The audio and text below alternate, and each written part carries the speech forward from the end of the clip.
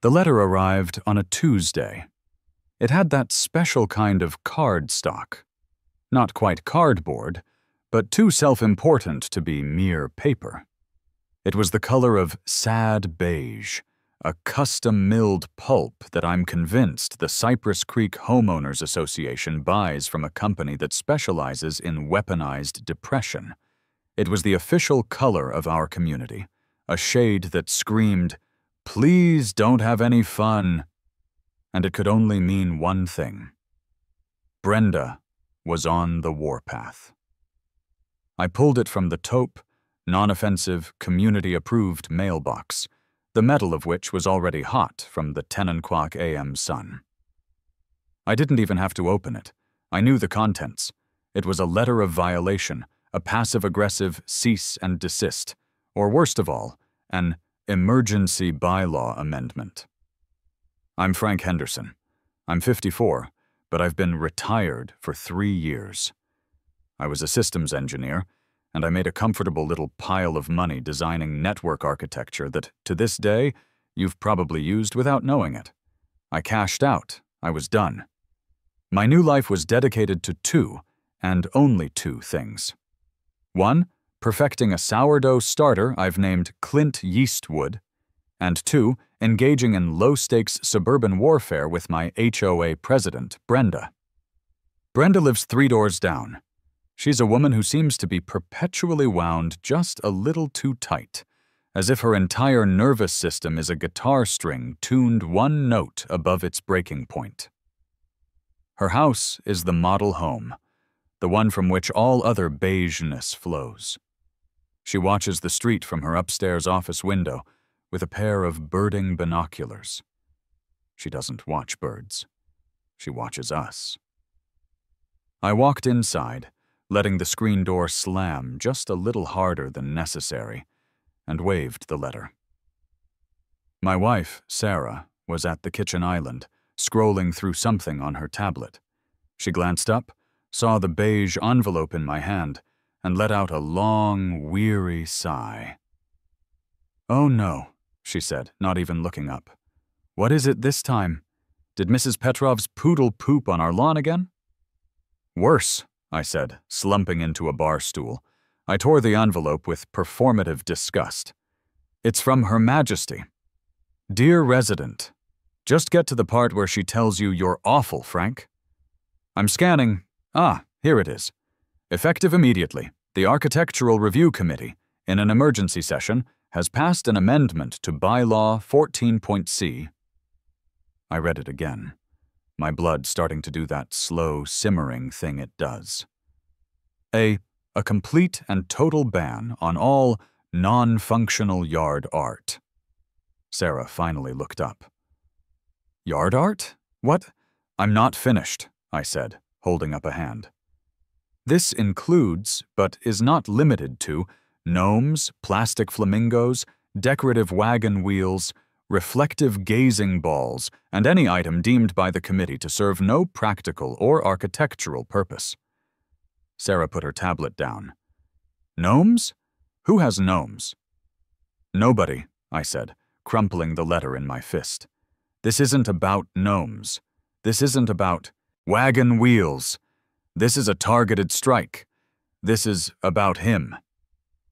I pointed out the kitchen window, past the patio, to the small manicured patch of lawn next to my prize-winning hydrangeas. Standing there, in all his faded, one-legged, ironic glory, was Pinky. Pinky is a 1950s-era plastic flamingo. He's been with me since my sophomore year of college. He was the mascot for a 24-hour hackathon I won in 1992. He has a crack in his neck, and his color has faded to something resembling a salmon yogurt smoothie. He is, in no uncertain terms, art. Brenda has hated him for the 7 years we've lived here. She's tried to get him on lawn maintenance violations. She tried to cite him for improper color palette. Each time I'd found a bylaw to defend him. But this emergency ban was different, and I knew exactly who to blame. "It's Gary," I muttered. "Gary?" Sarah asked. "Our Gary? He's sweet." "Gary is a sweet guy," I conceded. "But Gary has the aesthetic taste of a raccoon on meth. His sculpture ruined it for all of us." Just last week, Gary, a dental hygienist with too much time on his hands, had unveiled his own yard art. He'd titled it Ascension. Ascension was, as near as I could tell, a bowling ball, 3 spatulas, and a rusted shower head, all spray-painted a blinding gold and welded to a rebar tripod. It was horrific. It looked like something you'd use to summon a mid-level demon. That was what sent Brenda over the edge. But Gary's ascension was just the casus belli. Pinky. Pinky was the real target. Brenda had just used Gary's monstrosity as the political cover she needed to finally take my flamingo down. "Frank," Sarah said, using her "please be a normal human being" voice. "It's a plastic bird. Just put Pinky in the garage. It's not worth it. You know how she gets." I looked at her. I looked at the letter. I looked out the window at Pinky. "Put him in the garage?" I said, my voice dangerously calm. "Sarah, this isn't about a flamingo. This is about tyranny. This is about the arbitrary boot of suburban oppression on the neck of personal expression. This is about a woman who uses the Architectural Review Committee, which is just her and 2 other women who are terrified of her, to enforce her own beige, joyless, aesthetically bankrupt vision of the world upon the rest of us." Sarah sighed, rubbing her temples. "You're going to do the thing, aren't you?" "The thing? I'm not doing a thing," I said, standing up a little too quickly. "I'm going to read. Yes, I'm going to read the bylaws, vigorously." "Frank, no, don't. Let's just go to dinner." "Not now, Sarah," I said, already halfway to my office. "I'm reading." My office is my sanctuary. It's also where I keep the binders. Cypress Creek's covenants, conditions, and restrictions, the CC&Rs, are 312 pages long, including appendices. I have them in 3 separate, heavy-duty, 3-ring binders. I have them tabbed. I have them cross-referenced. I have my own handwritten index in the back. Brenda thinks she's the only one who's read the fine print. Brenda is an amateur. I spent hours. I read about fence heights and shrubbery density. I read about allowable paint finishes, matte, satin, and semi-gloss, but never gloss. I read about the approved breeds of dogs, poodles, good, pit bulls, bad, anything over 40 pounds, subject to review. I was deep in the weeds of holiday decoration timelines, 14 days pre-holiday, 7 days post, when I finally found it. It was glorious. It was a single sentence, buried in a section so boring no one but me would have ever read it. I grabbed the binder and ran, staggering under its weight, back into the kitchen. Sarah was pretending to read her tablet, but I knew she was waiting. "Sarah!" I shouted, dropping the binder on the counter with a thud that made Clint Yeastwood bubble in his jar. "Get in here! Section 4, Article B, Subsection 12, read it! Read it aloud!" She sighed, picked up the binder, and read. "All installations, structures, or additions for the purpose of household safety are exempt from aesthetic review and pre-approval by the Architectural Review Committee, provided they are compliant with local and state codes." She looked up at me. I was vibrating. "So?" she said, unimpressed. "You're going to line the yard with fire extinguishers? Put up a 'Beware of Dog' sign?" A slow, evil, magnificent grin spread across my face. A grin that said, "Checkmate, Brenda." "No," I said, my voice barely a whisper. "Something taller.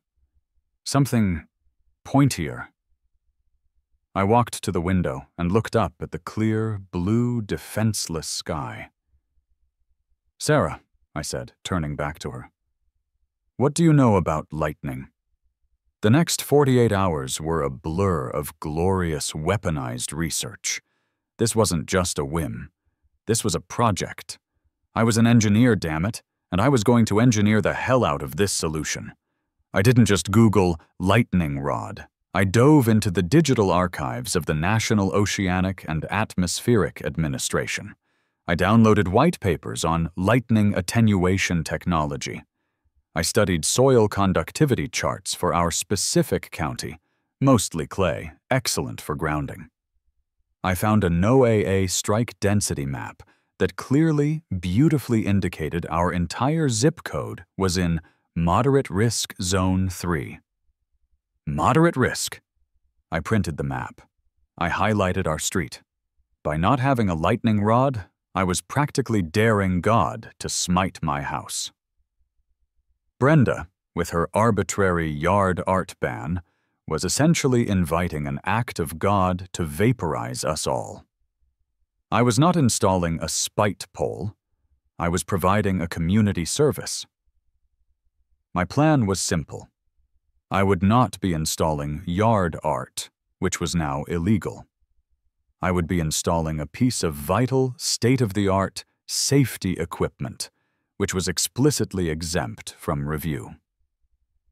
It would be a single, commercial-grade, Class II lightning attenuation system. And it would, by technical necessity, be very, very tall. I needed a contractor. Not just any contractor. I needed someone who wasn't afraid of an HOA. I needed a specialist. I found a company in the next town over called Apex Electrical and Safety Solutions. It had a picture of a thunderstorm on its logo. Perfect. I dialed. A gravelly voice answered on the second ring. "Apex, this is Chuck." "Hi, Chuck," I said, trying to sound as boringly professional as possible. "My name is Frank Henderson. I'm a homeowner in Cypress Creek, and I need to get a quote on a lightning rod installation." "All right," Chuck said, his voice tired. I heard a clipboard drop. "Roof mount? What's the square footage of the home? 2-story? Chimney?" No, I said. "Not the roof." "Not the roof? Wall mount?" "No, the front lawn. Dead center." There was a long, heavy pause on the other end of the line. I could hear him breathing. "Did you say the lawn?" "That's right," I said, warming to my topic. "I've got a lot of sensitive electronics buried in the yard. The sprinkler system, you know. The invisible dog fence. The wiring for the landscape lights. It's a very electronically dense lawn. Needs protection. From the sky." Another pause. And then a low, slow chuckle rumbled through the phone. Chuck said, the amusement evident in his voice. "I get it. What's her name?" "Brenda," I said. "Figured. We get these calls all the time, buddy. Usually it's about satellite dishes or ham radio antennas. A lawn-based lightning rod. That's a new one. I like it. You want the HOA special?" Is that a real thing? Does that cost more?" "Nah, HOA special just means we work a little slower. We make sure to use the louder, gas-powered tools, and we take extra special care to make sure the grounding cable is extremely visible and buried exactly to code, maybe even a little deeper than code. And given your lawn electronics situation, I'd recommend a freestanding commercial pole. We can get you a 20-footer. It's technically for a small radio tower, but it'll ground a strike just fine." A 20-foot pole. My heart sang. Chuck, I said, you're a poet. You're the Michelangelo of malicious compliance. Book it. When can you be here? Got an opening Friday morning? Say 7 o'clock a.m.? 7 a.m. is perfect, Chuck. Bring the loud tools. I hung up and immediately went to my office. This wasn't just about the rod. This was about the paperwork. I fired up my computer and typed up a Notice of Safety installation. To the Cypress Creek Architectural Review Committee. From Frank Henderson, 124 Willow Lane. Notice of Safety installation.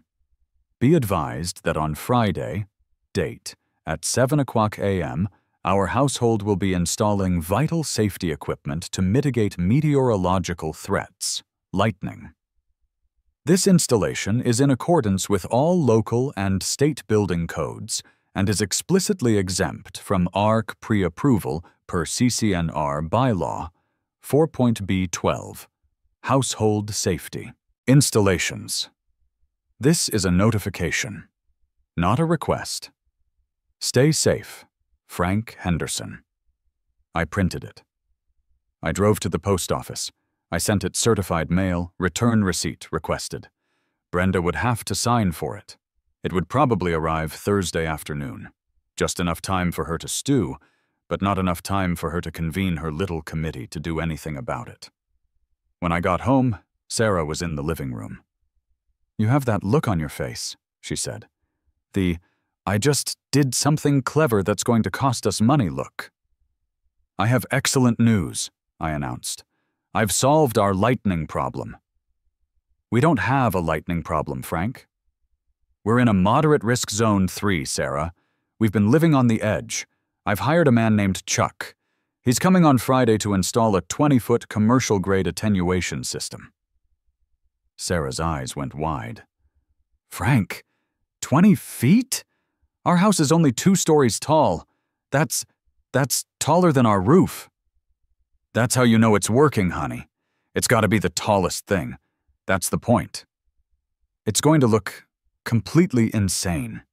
It's going to be a giant metal spike in the middle of our perfect sodded lawn. It's not about looks, Sarah. It's about safety. Can you put a price on peace of mind?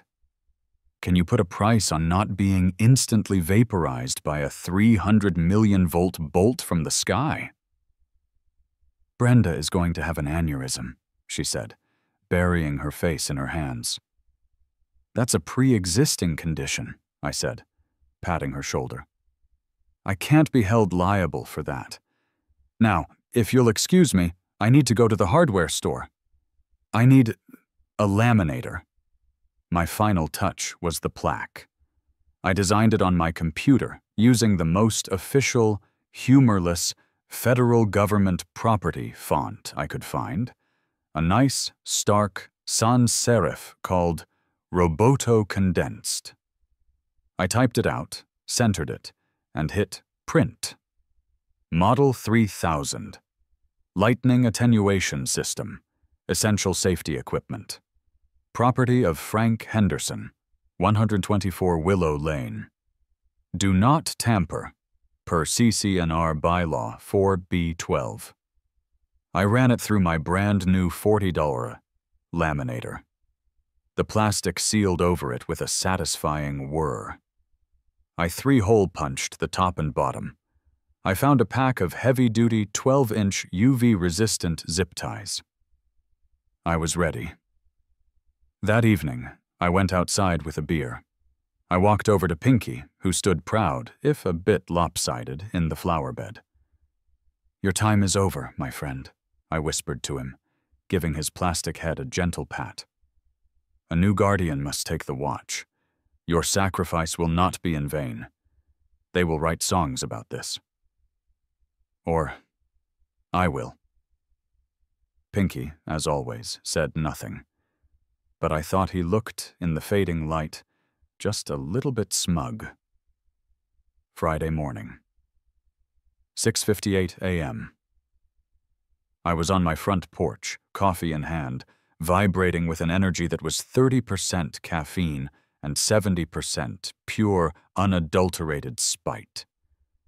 The air was still. The neighborhood was silent. A single newspaper, probably Brenda's, hit a driveway with a soft thwump. And then, a rumble. It wasn't just a truck. It was a truck with a capital T. It was a bright yellow, heavy-duty F-350, and it was towing a flatbed trailer. It rumbled down Willow Lane and pulled to a stop directly in front of my house. The diesel engine idled with a sound like a dragon clearing its throat. On the flatbed was a hydraulic auger, 2 giant spools of gleaming copper cable, a cement mixer, and strapped to the side like a javelin for a titan was my 20-foot galvanized steel pole. It was beautiful. A man jumped out of the driver's side. He had a magnificent mustache and a t-shirt that said, Apex. "Frank?" he called out. "Chuck?" I replied, walking onto the lawn. "You weren't kidding," he said, looking at my house and then at the pristine, manicured lawns around us. "This place is tight." "You have no idea," I said. "You brought the, HOA special?" "Oh yeah," he grinned, slapping the side of the trailer. "Skeeter, Mo, fire up the post hole digger. The gas-powered one." 2 other guys, Skeeter and Mo, hopped out and began unloading equipment. At 7:03 a.m., Skeeter yanked the starter cord on the auger. Bra-ka-ka-ka-ka-blam! The sound of a 2-stroke engine shattering the suburban silence was, to my ears, the sweetest symphony. Lights started flicking on in the houses around us. Curtains twitched. My next-door neighbor, Gary, wandered over in his bathrobe, holding a coffee mug that said, "World's Best Dental Hygienist." He looked at the truck, at the men, and at the giant hole they were now drilling in my lawn. "Heya, Frank," he yelled over the din. "What you buildin'? A new flagpole?" "Morning, Gary," I yelled back, taking a sip of my coffee. "Nope, just safety." "Safety from what?" "The sky, Gary. The sky." Gary nodded slowly, as if this made perfect sense. "Cool. Cosmic." He wandered back inside. Skeeter and Mo were working fast. They had a 6-foot-deep, 18-inch-wide hole in my lawn in under 10 minutes. They started mixing a bag of concrete in the wheeled mixer. Rattle, rattle, rattle, slosh! The combination of the auger's roar and the mixer's rattle was too much. Like a bear from hibernation, Brenda emerged. She was in a pink velour tracksuit. Her hair was pulled back so tightly it looked painful.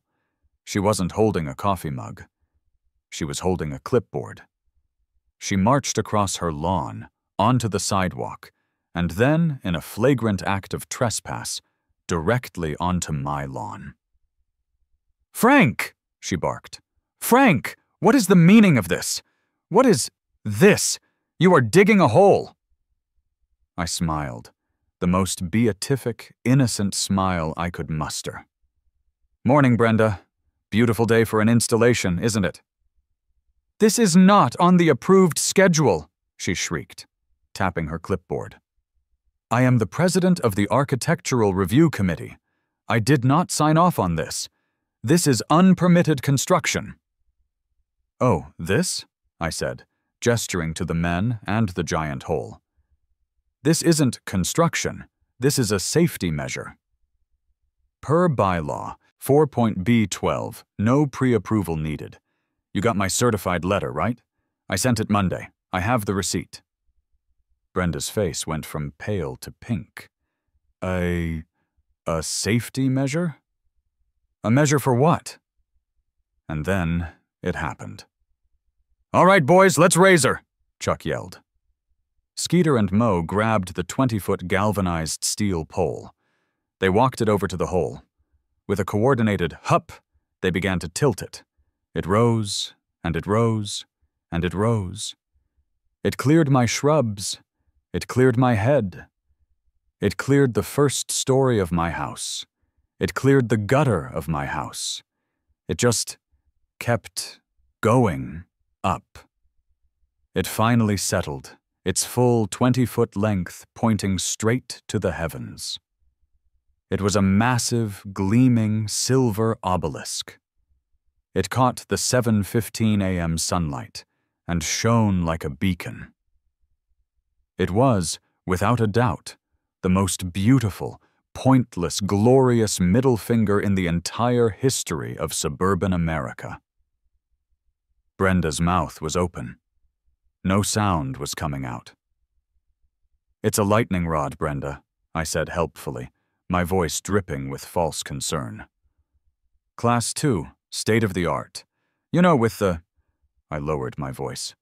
"Climate change and the moderate risk zone 3 we live in, you just can't be too careful." Brenda's face went through 5 distinct shades of red, landing on a deep, throbbing maroon. She looked at the pole. She looked at her clipboard. She looked back at the pole. That is not a lightning rod," she sputtered, finding her voice. That's an antenna. You're a ham radio operator. You're spying on us. That's illegal." "Brenda, I am shocked at that accusation," I said, putting a hand to my heart. "Pun fully intended. This is an attenuation system. Chuck, show Brenda the grounding cable. She seems concerned about spying." Chuck, God bless him, stepped forward, holding a thick coil of copper. "Yes, sir. This here's a 2-gauge solid copper grounding wire, ma'am. We're about to pour 200 pounds of concrete in that hole, and then we're going to drive an 8-foot solid copper rod straight into the earth right next to it. This baby is 100% to NEC code. Probably exceeds code.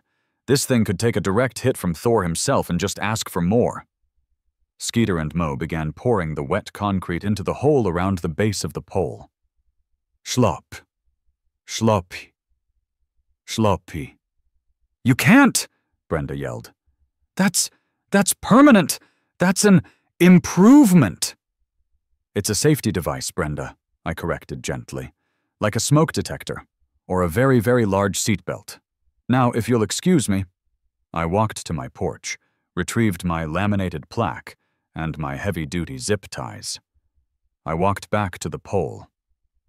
The concrete was setting. I wrapped the zip ties around the pole at perfect 5-foot off-the-ground eye level. I pulled them tight with a series of zip sounds. Brenda stormed over and read the plaque, her finger tracing the words in the air. "Model 3000. Essential Safety Equipment.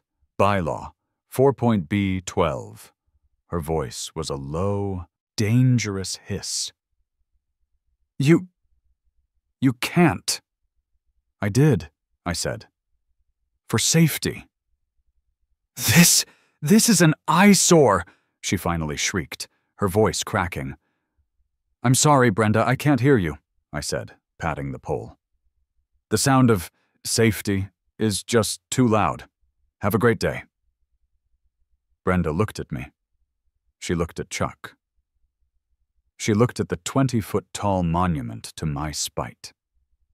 She made a sound like a kettle boiling over, spun on her heel. Her Crocs squeaked on the sidewalk, and stomped back to her beige castle. From my front window, I saw Sarah watching, her hand clamped firmly over her mouth. I gave her a small, triumphant wave. For 48 hours, there was nothing. A beautiful, tense, shimmering nothing. The rod just stood there. It was magnificent. When the wind blew, it didn't whistle. It hummed. A low, resonant, bass note thrum that said, "I am here, and I am very, very grounded." It cast a shadow. At 8:00 a.m., the shadow fell on my own driveway. But at 4:00 p.m., as the sun dipped in the west, the shadow of my 20-foot safety device began its daily march. It crept off my lawn, across the sidewalk, and like the hand of a very pointy god, landed directly on Brenda's prize-winning Serenity rose bushes. It was perfect. I spent the weekend in a state of smug bliss. I baked bread, I edged my lawn, I power-washed my driveway. Every so often, I'd just go outside and admire the pole. On Monday morning, the official counterattack arrived. It wasn't a beige letter. She knew I'd just file that. No, this was an angry all-caps email, sent not just to me, but CC'd to the entire HOA board. The subject line was, "Immediate notice of violation, 124 Willow Lane." Sarah read it over my shoulder as I sipped my coffee. "Dear Mr. Henderson," she read aloud, "a notice of violation has been issued regarding the unapproved metal structure erected on your property." "Erected," I giggled into my mug. "Huh. Frank, be serious," Sarah said. "This is a flagrant, bad faith, and childish violation of the recently passed Yard Art Amendment. The committee does not recognize this pole as legitimate safety equipment. It is clearly a sculpture intended to mock the committee. You have 24 hours to remove the offensive object, or a fine of $100 per day will be levied against your property, retroactive to the date of installation." She looked at me. $100 a day? Frank, she's serious. That's $300 already. I wasn't worried. I was thrilled. "A fine?" I said, setting my mug down. "Oh, Brenda, you've activated my trap card." "What trap card? You don't have a trap card? You have a 20-foot pole in the yard." "Brenda's entire case," I explained, steepling my fingers, "rests on one, faulty assumption that her committee gets to define what safety equipment is. She does not recognize it. Who is she? Is she a licensed electrician? Is she an expert in meteorological defense? I think not." I picked up my phone. "Who are you calling?" Sarah asked. "Chuck?" "Chuck did his job," I said. "He installed it. Now I need an expert to certify it." I dialed a different company. Johnson & Sons Electrical Inspections. The website said, "Serving the community since 1974. A guy named Bill, who sounded like he was 100 years old and gargled with gravel, answered the phone. "Johnson & Sons." "Hi, Bill," I said. "My name is Frank. I have a somewhat unusual request. I need a licensed master electrician to come to my home and perform a safety inspection on my new lightning rod." There was a long, wheezing pause. "You want me to inspect a lightning rod?" "That's right," I said. "And I need you to write a letter, on your company letterhead, certifying that it is, in fact, a functional piece of safety equipment installed to code." Another pause. I heard what sounded like a harumph. "Is this an HOA thing?" "How did you guess?" Bill coughed, which turned into a dry, raspy laugh. "Son, I've been doing this for 40 years. I've been called out to certify satellite dishes, validate backyard chicken coops, and inspect a ham radio tower a fella tried to pass off as a Christmas decoration. I'll be there in an hour. This'll cost you $150. And it's worth every penny." Bill Johnson showed up exactly an hour later. He was, if anything, older than he sounded. He shuffled out of a beat-up Ford Ranger, wearing a tool belt that looked older than I was. He shuffled onto my lawn, his cane in one hand. He stopped in front of the pole. He looked down at the concrete base. He looked up. And up. And up. "Humph," he said. He shuffled over to the grounding rod connection, which Chuck had very helpfully left visible, just as promised. He tapped the 2-gauge copper wire with his cane. "Well," he said, turning to me. "It's a rod. It's grounded. It's ridiculously large, but it ain't against code." "So," I said, barely containing my glee, "you'd say it's a functional piece of safety equipment?" "I'd say if lightning does strike your yard," Bill said, "it's definitely gonna hit this big, dumb, beautiful thing. And it'll send the charge right into the dirt, just like it's supposed to. So yeah, it's functional. It's to code." He pulled a carbon copy invoice book from his back pocket, scribbled on the top sheet, tore it off, and handed it to me. It was a masterpiece of technical simplicity. Inspection Certificate, Johnson & Sons Electrical, License Number 104B. Client, Frank Henderson, 124. Willow Lane. Item: inspected, freestanding lightning attenuation system, lawn-mounted. Finding: I, Bill Johnson, Master Electrician, number 104B, have inspected the above system.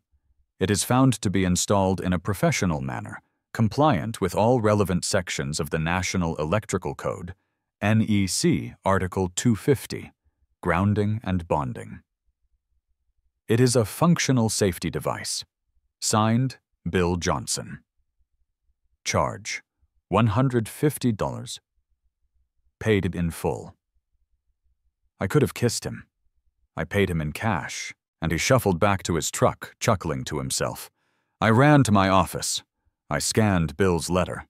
I scanned Chuck's original invoice, which clearly listed the item as Lawn Safety System, 20 feet. I found the NOAA strike density map I'd printed earlier. I attached all three, plus a high-resolution screenshot of Bylaw 4.B12, to a new email. I hit Reply All. Dear Brenda and the Architectural Review Committee, thank you for your email of this morning, and for your passionate concern for my property. I am, however, confused. I have received your notice of violation regarding my safety equipment. As this is not yard art, which I agree is hideous and should be banned, the amendment you cited is irrelevant. You stated that the committee does not recognize this as safety equipment. To clear up this apparent misunderstanding, I have taken the liberty of hiring an independent, third-party, state-licensed master electrician to inspect the system. Attached, please find a signed, notarized certificate from Johnson & Sons Electrical confirming the system's functionality and its full compliance with the National Electrical Code. The original itemized invoice from Apex Electrical and Safety Solutions. The NOAA meteorological map for our area, highlighting the moderate risk we live in. A copy of Bylaw 4.B12, which you seem to have misplaced. Are you, the committee, now claiming to have more expertise than a licensed master electrician and the National Electrical Code? Is the HOA prepared to assume full legal and financial liability for any and all property damage or personal injury resulting from an act of God after forcing me to remove a certified, code-compliant safety device? I look forward to your written clarification on this matter. Please forward this email and all attachments to your legal counsel.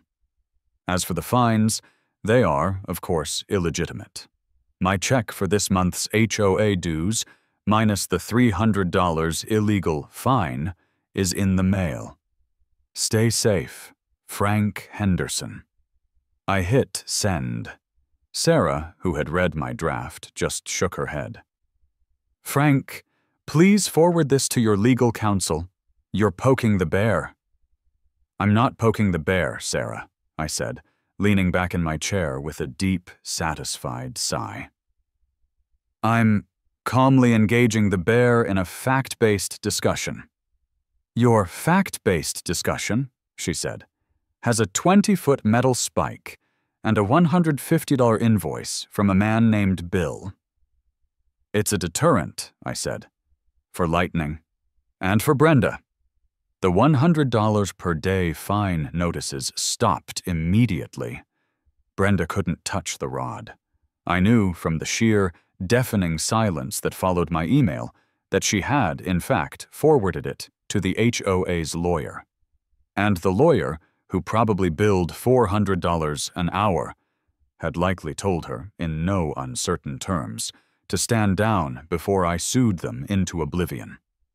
My bylaw was clear. My inspection was certified. My rod was untouchable. But Brenda was beaten. Not broken. If she couldn't come at me, head on, she would launch a guerrilla war. She couldn't attack the king. So she came after the pawns. The campaign of petty retaliation began on Tuesday. I received a $25 fine, delivered via beige mail, for improper trash receptacle storage. My crime? I had apparently left my trash can at the curb until 6:15 p.m. on Monday. The bylaws clearly stated that all receptacles must be retrieved and stored out of public view by 6:00 p.m. post-collection. Brenda had included a photo, a time-stamped photo, taken from her binocular nest. On Wednesday, another beige envelope. This time, a notice of violation for improper lawn maintenance. Enclosed was another time-stamped TOLA, telephoto lens snapshot. This one was a close-up of the tiny 4-inch wide strip of grass directly under my mailbox. A ruler had been helpfully, and somewhat mysteriously, inserted into the turf. The grass was, according to the photo, 3.5 inches high. A full 0.5 inches over the 3-inch neighborhood maximum. I was fined $50. "She's insane," Sarah said, looking at the picture. "How did she trespass to stick a ruler in our lawn?" "She's probing for weakness," I said, as I wrote the check for $50 and mailed it. I could play this game. But Friday was the masterstroke. A new email, a new complaint. This time from an anonymous neighbor. "Dear Mr. Henderson, a complaint has been filed regarding a disruptive rhythmic noise emanating from your property on a consistent basis. The noise, described as a whomp, whomp, whomp sound, has been found to be in violation of Bylaw 21F, nuisance noises." I was baffled. Whomp. What was whomp? And then I looked at my kitchen windowsill. I looked at Clint Yeastwood.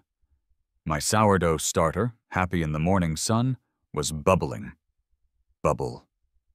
Bubble. Omp. The gas would build and the loose-fitting lid of its jar would lift and drop. Whomp. She cited my sourdough starter? I was stunned. This was a new level of pettiness. This was avant-garde tyranny. "That's it," I said, my voice dangerously quiet. "This isn't about the grass. This isn't about the trash. This is about the rod. She's trying to make my life so miserable I'll take the rod down." "So what are you going to do?" Sarah asked. "Move the starter?" "Yes," I said. "I'm going to move the starter, but I'm worried." Sarah looked up from her book, suspicious. "Worried? About what? The rhythmic noise police?" "No," I said, putting on my most somber, concerned face. "I'm worried about the rod." "Oh, now you're worried about the rod." "I am. I've been thinking. It's just so dark out there at night. The rod is 20 feet tall. It's a structure, just like Brenda said. What if a plane hits it?" Sarah stared at me. "Frank, We are 30 miles from the nearest municipal airport. The only plane in our airspace is Gary's kid's drone, and he crashed that into the community pool last week. But what about a lost plane? I insisted. A news helicopter? A rogue weather balloon? It's over 20 feet. It's an obstruction. I think I have a federal obligation to light it. For safety. Sarah's face went pale. Frank? No. Frank, yes. I picked up the phone. Chuck's Apex Electrical. You got a problem? Chuck, it's Frank Henderson. The lawn rod. I heard him laugh. Hey, Frank, my man. I was wondering if I'd hear from you. She didn't make you take it down, did she? She can't, I said.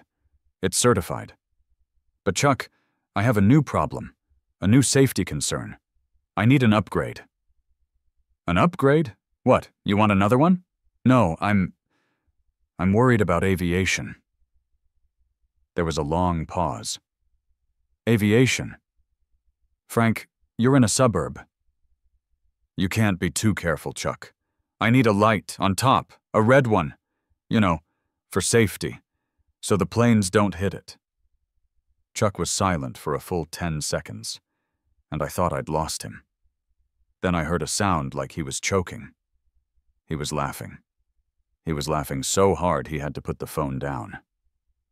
Okay, who boy? He finally wheezed, coming back on the line. Frank, you are my favorite customer ever. You're in luck. We've got a solar-powered, FAA-compliant, red-blinking structure obstruction light. It's for cell towers. It automatically kicks on at dusk. We can have it on there by sundown. You're a prince, Chuck. Send the bill. Chuck's team was back at 4:00 p.m.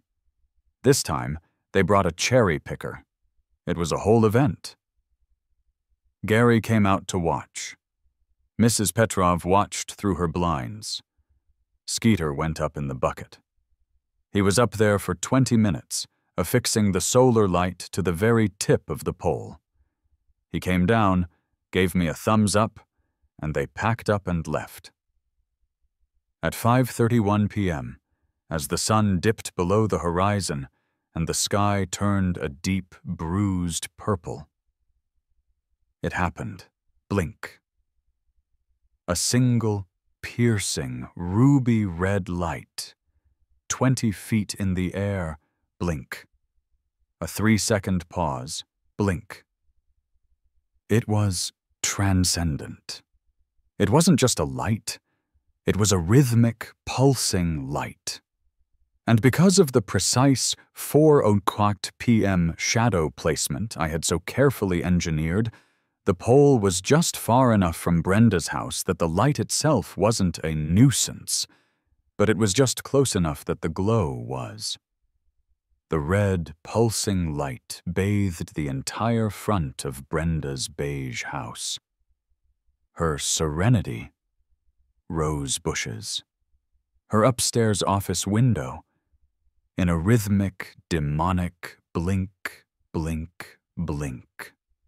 It was like living next to a very, very short lighthouse, or a very, very tall disco. This was the last straw. This broke Brenda's brain. The next evening, I was outside, watering my, now perfectly 3-inch, lawn. The red light had just kicked on. Blink. I was a good, law-abiding, safety-conscious citizen. A police cruiser rolled down Willow Lane. It didn't speed. It just cruised. Then it slowed, and it stopped, directly in front of my house. 2 officers got out. They didn't look angry. They looked tired. This was the suburban dispute level of tired. "Evening, sir," the first officer said. He was older. His name tag said Malloy. "Are you Frank Henderson?" "That's me, officer," I said, turning off the hose. "Everything okay?" Malloy sighed. He looked at his notepad. "Sir, we got a call about a public nuisance?" I feigned shock, my hand on my chest. "Oh my God, is it Gary's Ascension sculpture?" "I agree, officer. It's terrible. It looks like a busted Cylon. But I don't know if it's a crime." "No, sir," Malloy said, holding up a hand. His younger partner was looking up at the pole, a small smile on his face. "The call wasn't about a sculpture. It was about," he looked up, "the pole. And the light." "My lightning rod?" I said, aghast. "Officer, that's safety equipment. It's protecting my home. And the light," I lowered my voice again, "that's FAA compliant." The younger cop, Sanchez, looked at Malloy. "FAA compliant?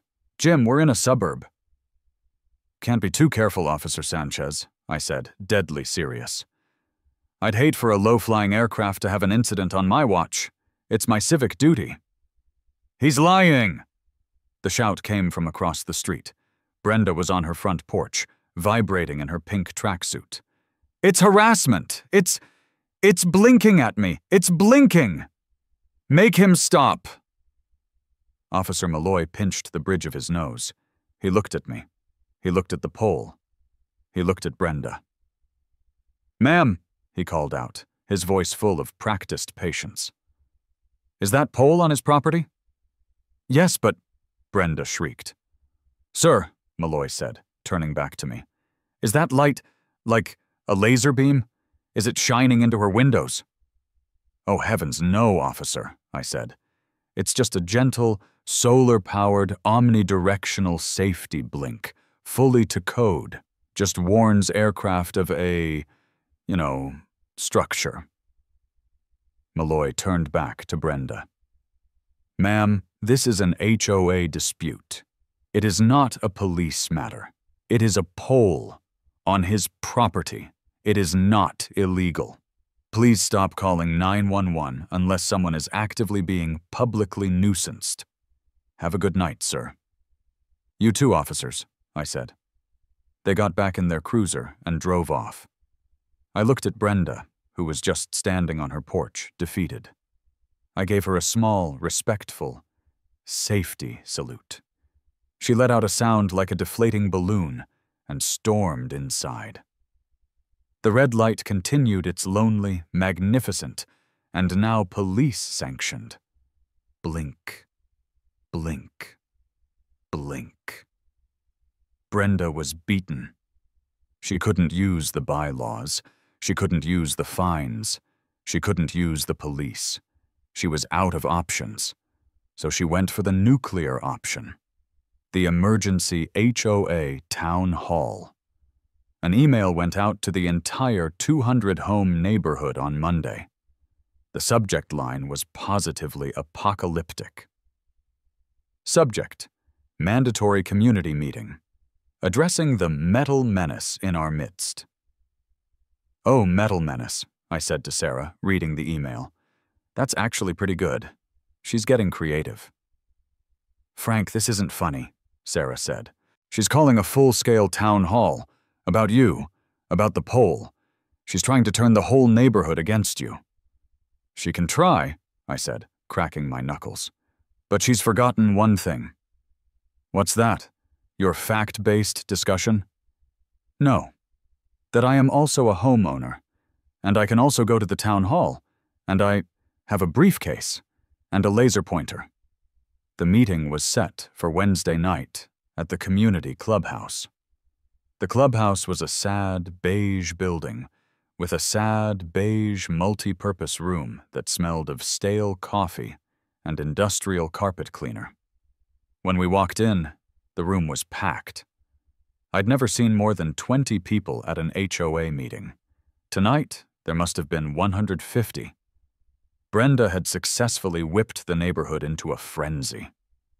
The air was thick with passive aggression. I saw the Team Brenda cronies from the RC clustered near the front, all wearing matching beige cardigans. And I saw Team Frank, mostly the other dads who I knew, from our barbecue discussions, also hated the RC. And then there was Gary, who just looked happy to be invited. "Frank," Sarah whispered, grabbing my arm as we took seats in the back.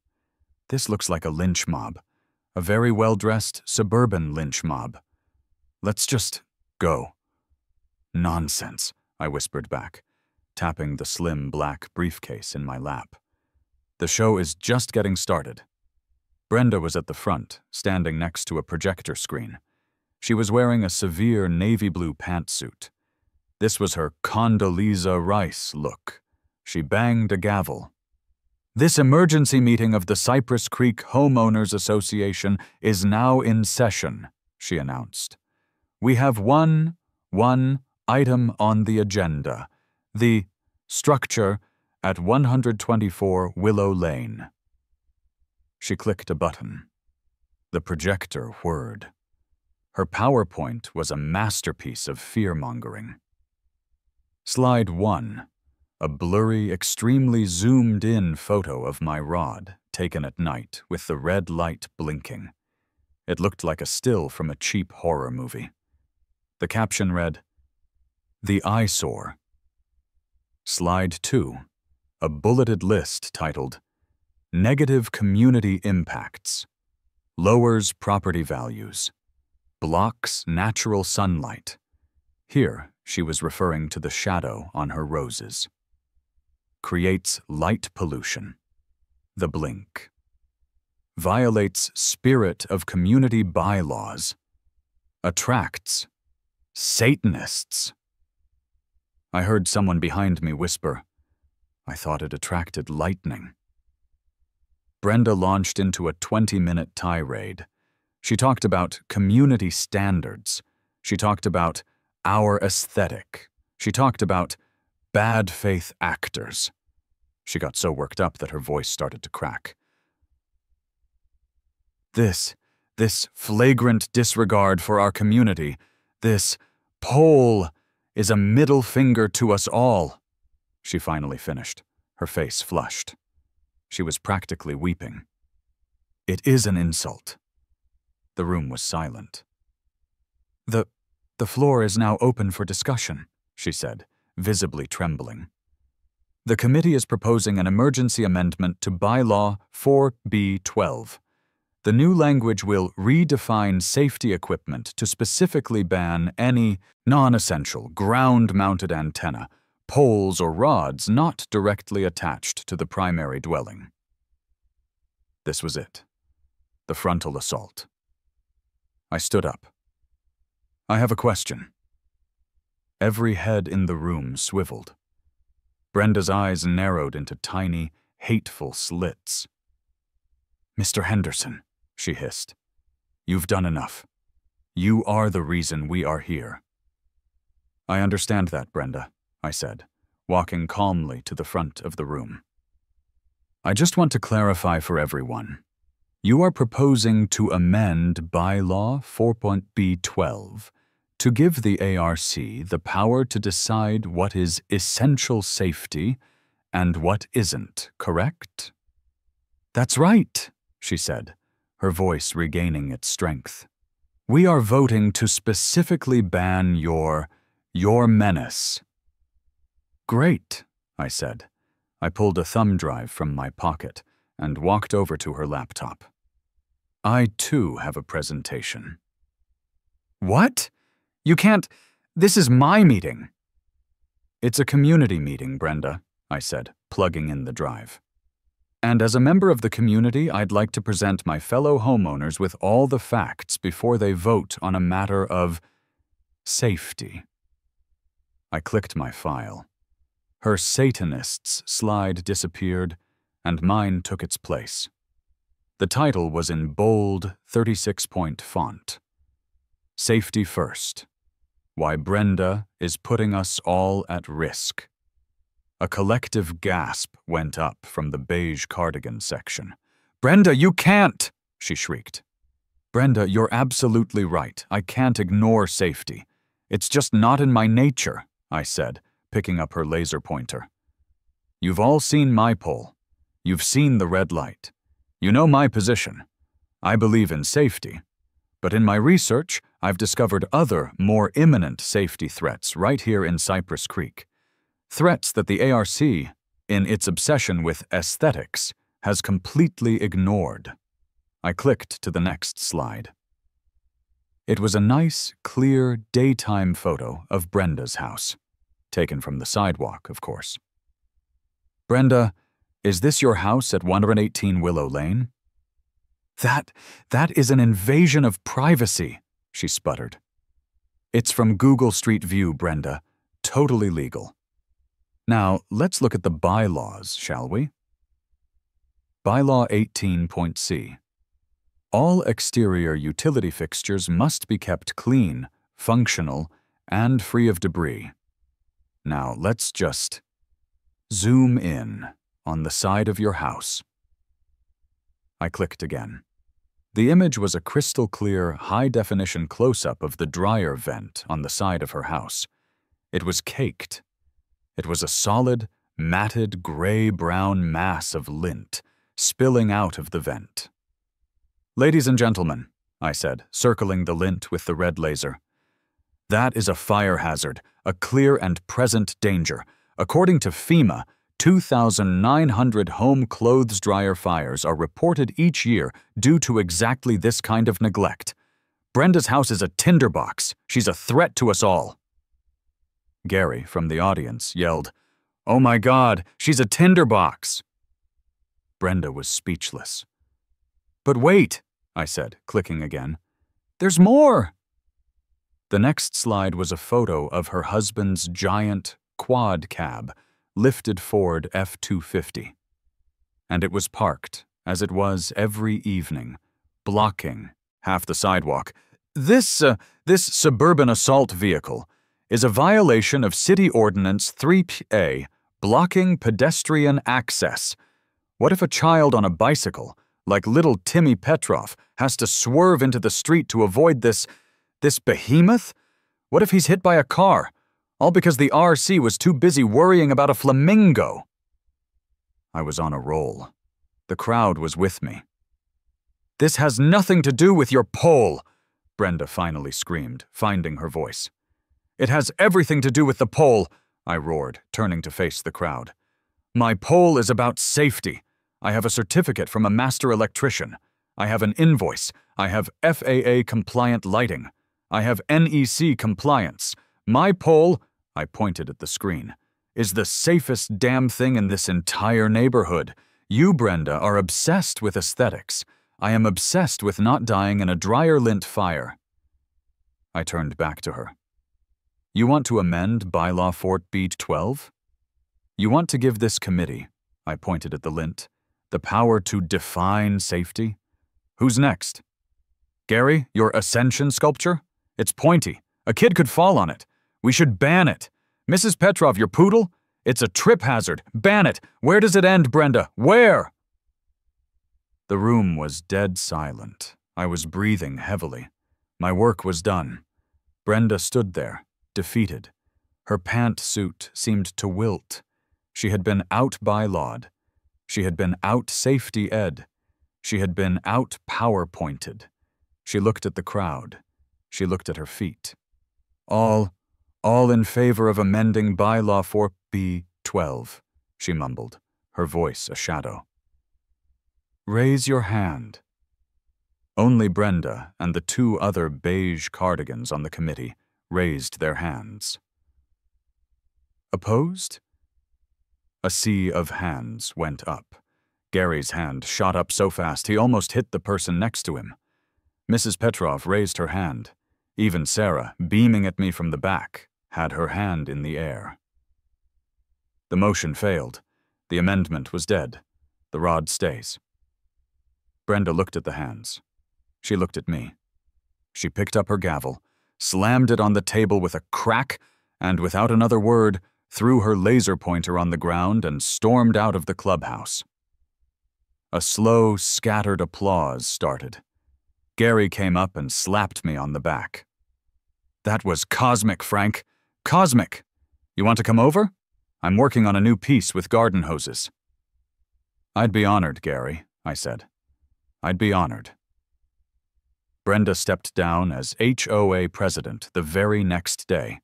She sent a short, curt email to the neighborhood, citing personal health reasons, which I assumed meant she was physically allergic to losing to me in a public forum. She and her husband put their house on the market a week later. I heard they moved to a condo downtown. No yard, no bylaws. Probably for the best. The new HOA president, by unanimous and slightly hysterical acclamation, is Gary. Gary's first act as president was to declare his Ascension sculpture a permanent community art installation and give it its own laminated plaque. His second act was to abolish the 3-inch grass height rule, changing it to reasonable and green. His third act was to declare every Thursday Wacky Shirt Day. I can live with that. The lightning rod is still there. It's been 3 months. It's not just my pole anymore. It's a landmark. It's a fixture of the community. A new family moved into Brenda's old house. The husband, a guy named Tim, came over to introduce himself. He was carrying a 6-pack. "Hey, man," he said, nodding toward the pole. "I'm Tim. My realtor, when she was giving me directions, told me to turn left on Willow, and it's the house with the giant safety rod. You can't miss it." "That's us," I said, shaking his hand. "I gotta say," he said, looking up at it, "it's even more magnificent in person. What's the story there? You really afraid of lightning?" "It's a long story, Tim," I said, taking the beer. "But let's just say, we're very, very safe from the sky. Welcome to the neighborhood." That evening, Sarah and I were on the front porch, sipping the beers Tim had brought over. We were watching the sunset paint the sky in shades of orange and purple. It was quiet, peaceful. And then, at 5:32 p.m., blink.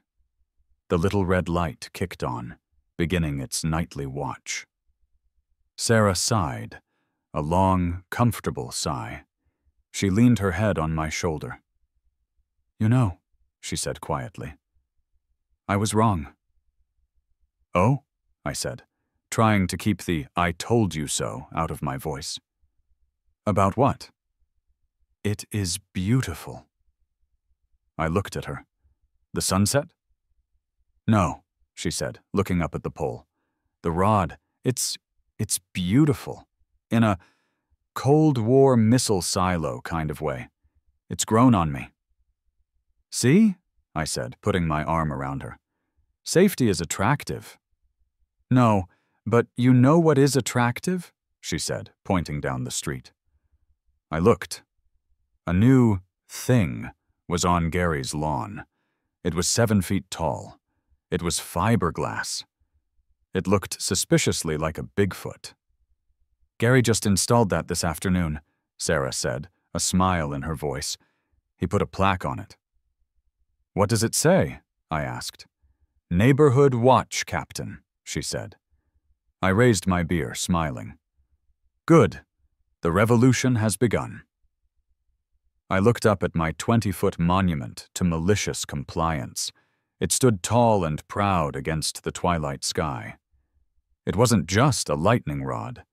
It was a beacon of freedom, a beacon of safety, and a permanent 20-foot-tall reminder to always, always read the bylaws.